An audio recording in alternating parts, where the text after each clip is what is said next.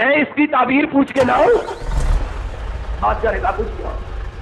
پلٹا اور قرآن کیا کہتا کہا دروازے پہ دستک کی کوٹری کے.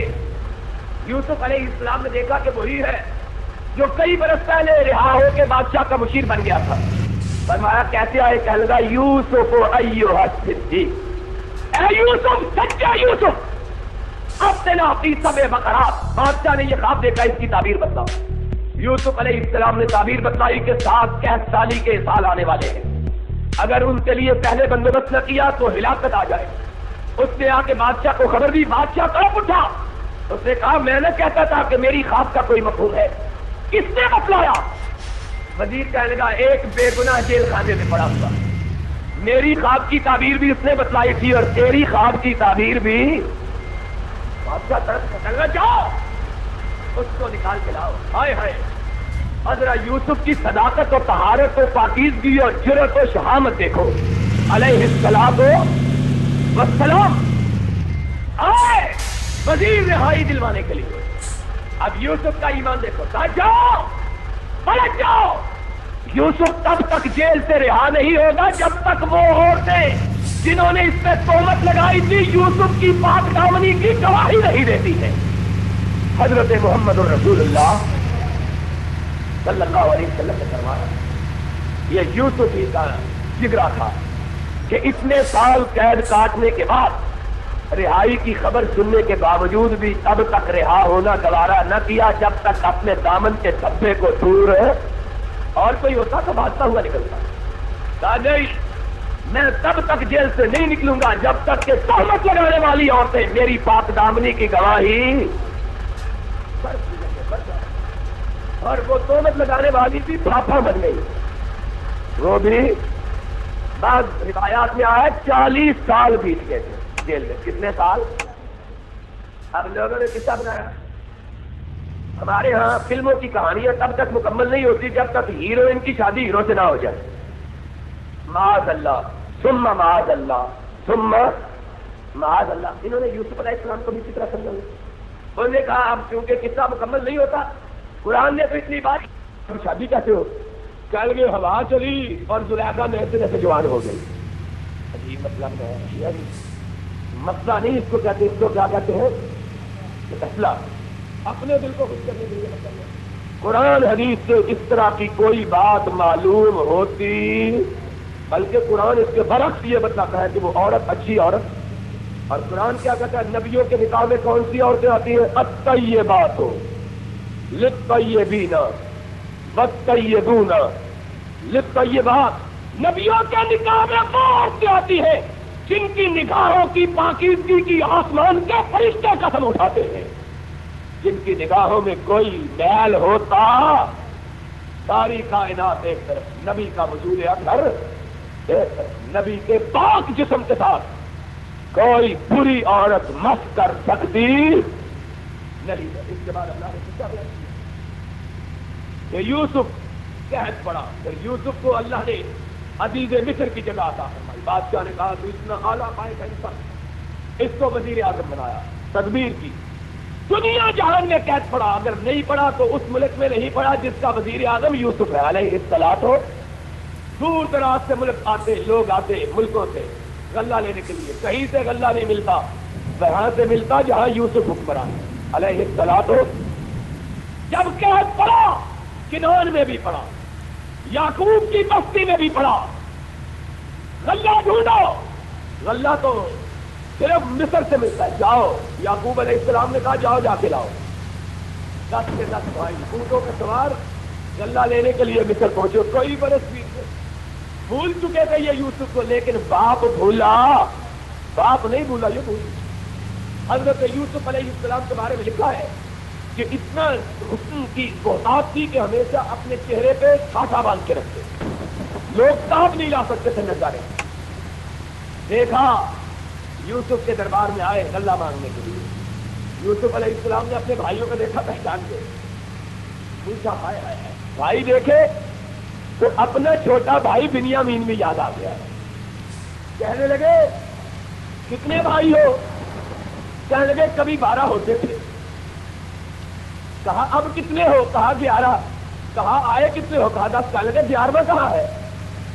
کہنے لگے جب سے 12واں گم ہوا ہے باپ 11ویں کو اپنے آپ سے جدا نہیں کرتا۔ یوسف علیہ السلام نے فرمایا کیوں نہیں جدا کرتا؟ ہائے ہائے ہائے، ذرا باپ کی محبت دیکھو۔ کہا اس لیے جدا نہیں کرتا کہ وہ کہتا ہے کہ بنیامین کی صورت میں مجھے یوسف نظر آتا ہے، بنیامین کی صورت میں مجھے، اس لیے ہمیشہ اس کو اپنی آنکھ پر روتا ہے، اور جب دل بے ساز ہو جاتا ہے تو بنیامین کو سامنے بٹھا لیتا ہے اور کہتا ہے بنیامین تو بڑا خوبصورت ہے لیکن میرا یوسف تجھ سے بھی خوبصورت ہے۔ یوسف سڑک سے دل پہ چوٹ لگی، باپ یاد آیا، اپنا بھائی یاد آیا، فرمانے لگے اگلی دفعہ آؤ تو بھائی کو ساتھ لے کے آنا۔ کہنے توبہ توبہ، اے وزیر اعظم یہ بات نہ کرو، جب سے ہمارا بھائی اس کا بڑا گم ہوا ہے باپ نے کبھی لمحے بھر کے لیے جدا نہیں کیا۔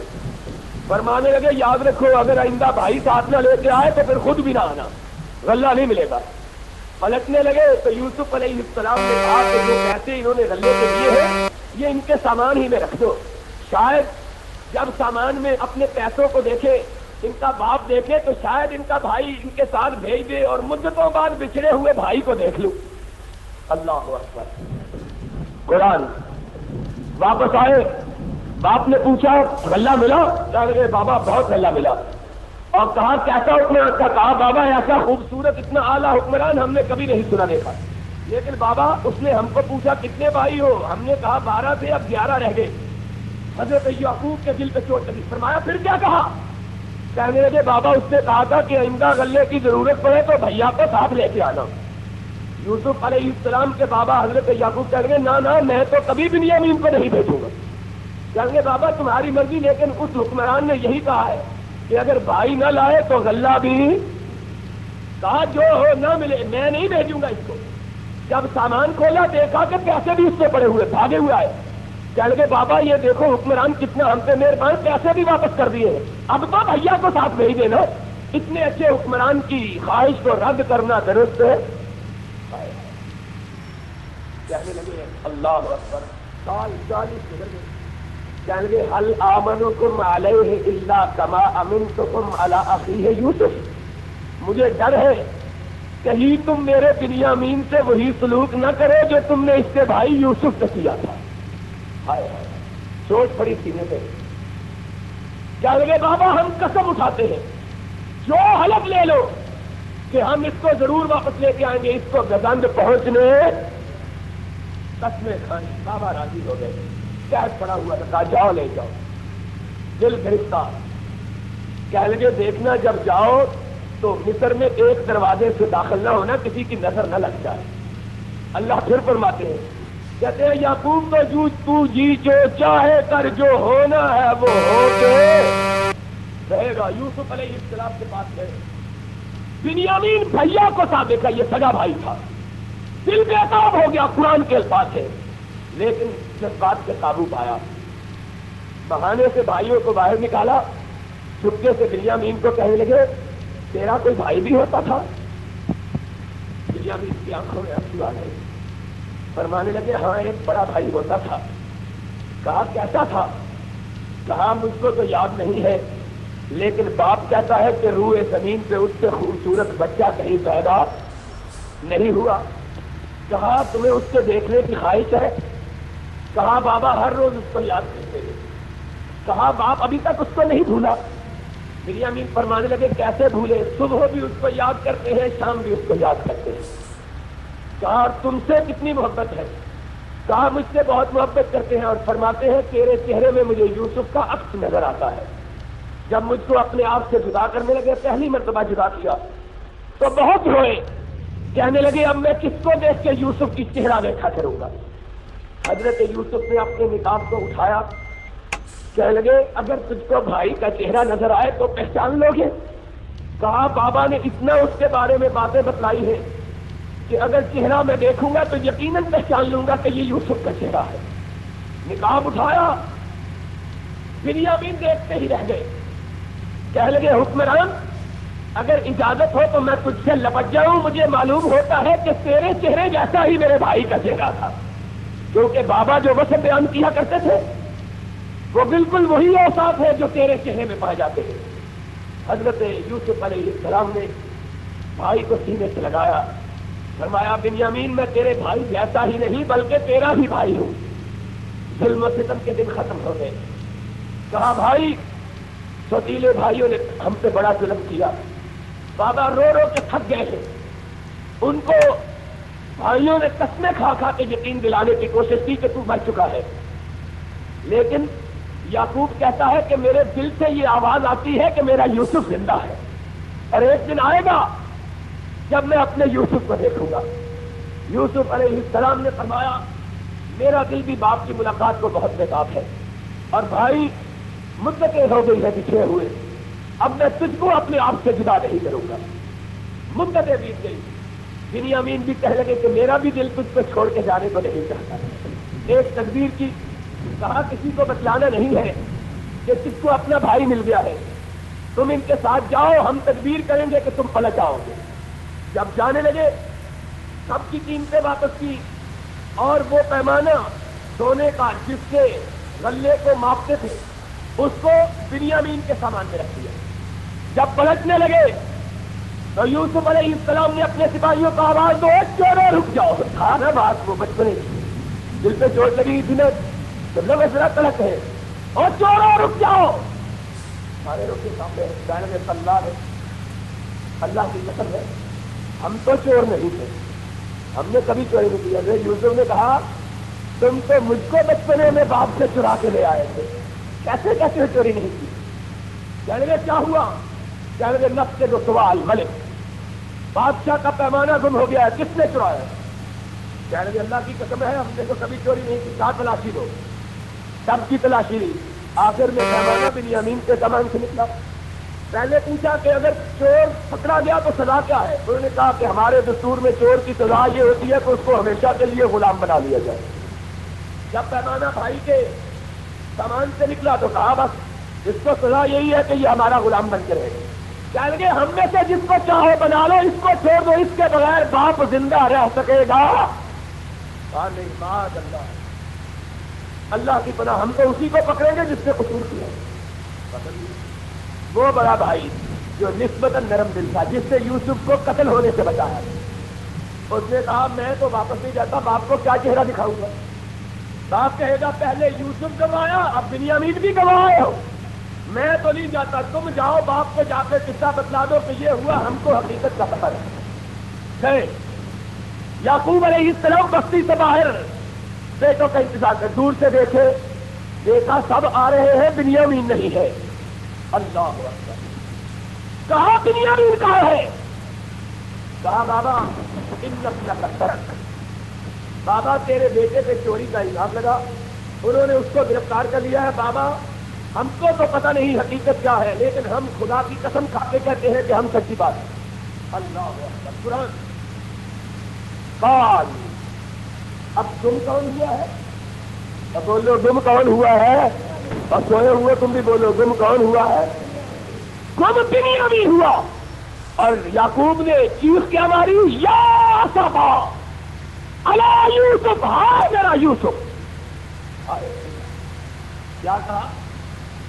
ہائے میرا بنیامین تو نہیں کہا، اس نے تو یوسف کا چہرہ دیکھا کرتا تھا، محبت کا مرکز تو وہی یوسف تھا۔ یا اسفا علی یوسف، ہائے میرا یوسف۔ قرآن جب رونا شروع کیا، اللہ نے کہا کہ روتے روتے بیماری رب بہوا کہیں اتنا روئے اتنا روئے اتنا روئے کہ آنکھوں کی بینائی بھی بگڑ گئی، آنکھوں کی بینائی بھی اندھے ہو گئے رو رو کے۔ یا صفا، بیٹوں نے بات سنی، بڑی بری لگی، کہنے لگے تاللہ ہے تذکر یوسفا، اللہ بات کسی کی ہو رہی ہے تو یوسف کو لے بیٹھتا ہے، گم کا بنیامین ہوا، تو اس کا ذکر کہاں سے لے آیا جو سال ہو گئے مر گیا ہوا ہے، کھپ گیا ہوا ہے، جس کا نام و نشان بھی نہیں۔ اللہ تذکر یوسف حتی تکون حرضا او تکون من الحالکین، تو مرتے دم تک یوسف کو یاد کرتا رہے گا، تجھ کو بھولتا ہی نہیں ہے، وہ تو کب کا مر کھپ گیا، جب اپنے یوسف کے لیے موت کا نام سنا یعقوب بے تاب ہو گیا، اٹھا۔ مفسرین نے لکھا ہے غصے سے اٹھے، بینائی ضائع ہو چکی تھی، روتے ہوئے اٹھے، سر دیوار سے ٹکرایا، ماتھے سے خون کی لکیر اٹھی، نبی کا چہرہ، نبی کے بیٹے کا چہرہ، نبی کے باپ کا چہرہ، خود نبی، نبی کا بیٹا، نبی کا پوتا، نبی کا باپ خون سے تر چہرہ ہو گیا، خود پھوٹا، بے اختیار ہو گئے۔ آج پہلی دفعہ منہ سے بات ہوئی، انما اشکو بثی و حزنی الی اللہ، اللہ جب تک یوسف نظر نہیں آتا یعقوب کی روح کو چین آ سکتا۔ اللہ یہ کہتے ہیں میرا یوسف مر گیا ہے، میرا دل کہتا ہے میرا یوسف زندہ ہے۔ عرش والے کی رحمت میں جوش آ گیا، اپنے نبی کی پہچانی سے بہتا ہوا خون دیکھا، اس کی قدرت کو جلال آ گیا کہ جاؤ تیری جدائی کے دن آج تو نے ہم کو پکارا، یاد کر لو کہ ٹوٹے ہوئے دلوں کے رب قریب ہوتا ہے، ٹوٹے ہوئے دلوں سے صدا نکلے کے خریدنے کے لیے بھی پیسے پاس جوان بھائی یوسف کے دربار میں کھڑے ہیں اور قرآن کے الفاظ کہنے لگے قد جئنا ببضاعۃ مزجاۃ فأوف لنا الکیل وتصدق علینا۔ اے عزیز مصر، قحط نے ہمارا بھرکس نکال دیا اور آج غلہ خریدنے کے لیے ہمارے پاس پیسے بھی موجود ہیں، کیا لینے آئے ہیں؟ اے بادشاہ ہم کو غلہ بھی دے دے اور صدقے میں پیسے بھی معاف کر دے۔ قرآن کے الفاظ صدقے میں دے دے، کیا کر دے؟ ہم کو صدقہ دے دے، خیرات دے دے، ہم تجھ سے خیرات مانگنے کے لیے آئے۔ ہائے ہائے، یوسف نے اپنے بھائیوں کے منہ سے خیرات کا نام سنا، تڑپ اٹھا، آخری یعقوب کے بیٹے تھے، تڑپ اٹھے، اور قرآن کا وعدہ دیکھو پورا ہونے لگا، اوحینا الیہ، ایک دن آئے گا کچھ کو بے سہارا بنانے والے خود بے آسرا تیرے سامنے کھڑے ہوں۔ آج صدقہ مانگنے آئے ہیں، صدقہ دے دو، اور ان اللہ یجزی المتصدقین، جس طرح صدا کرنے والے صدا دیتے ہیں، اور دے دو خدا تمہارا بھلا کرے۔ قرآن کے الفاظ ہیں، بھائیوں نے کہا صدقہ دے دو خدا تیرا بھلا کرے۔ یوسف تڑپ اٹھے اور کہنے لگے کل مجھ کو بے سہارا بناتے تھے،